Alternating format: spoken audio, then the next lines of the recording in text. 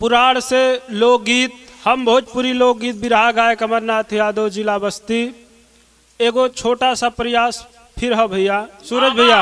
हाँ भैया। अरे बतावेला पुरनवा हो, अरे बतावेला पुरनवा हो, अरे जहनवा टिकल प्रेम के।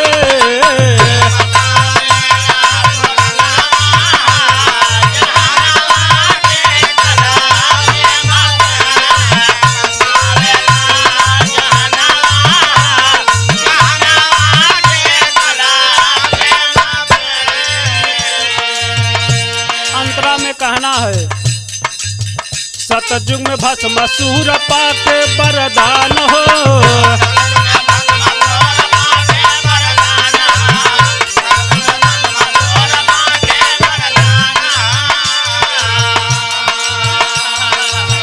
पाके वरदान कैल शिव के परेशान हो।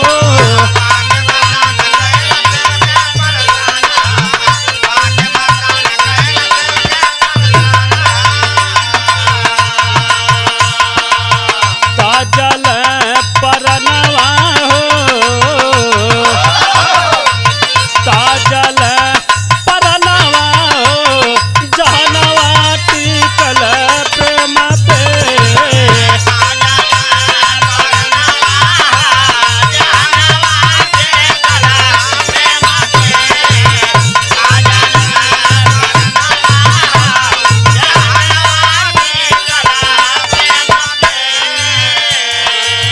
त्रेता में राम खाय झूठी हो बैरिया,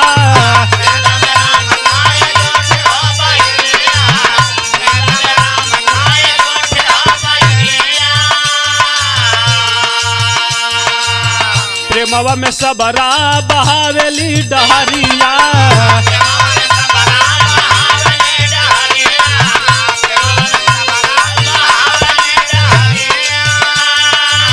त्रेता में राम खाय झूठी हो बैरिया, प्रेमवा में सबरा बहावेली डहरिया। पवली दरसनवा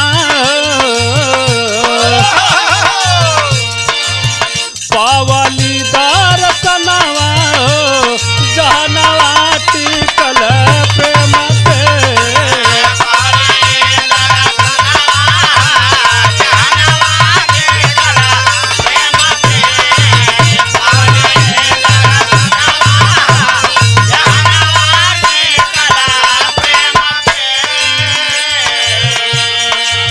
द्वापर में किसड़ खाय बिंदु घरे साग हो,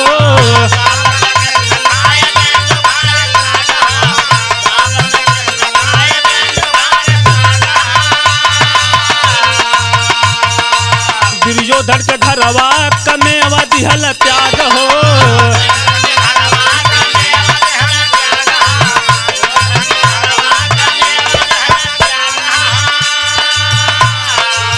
द्वापर में किसड़ खाय बिंदु घरे साग हो, दुर्योधन के घरवा कमेवा दिहल त्याग हो। दिहल दरसनवा हो, दिहल दरसनवा हो, जहनवा टिकल प्रेम पे।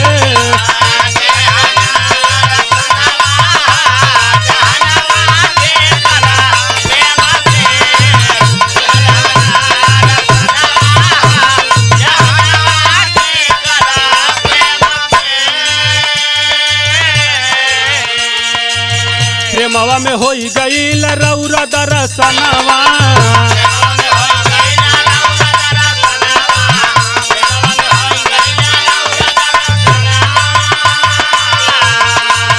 प्रेमवा में लैला मजनू तजल परनवा।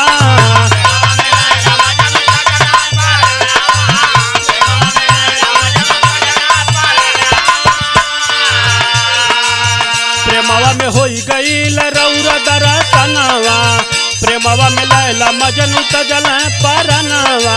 अमरनाथ यादव कतारनवा, जहनवा टिकल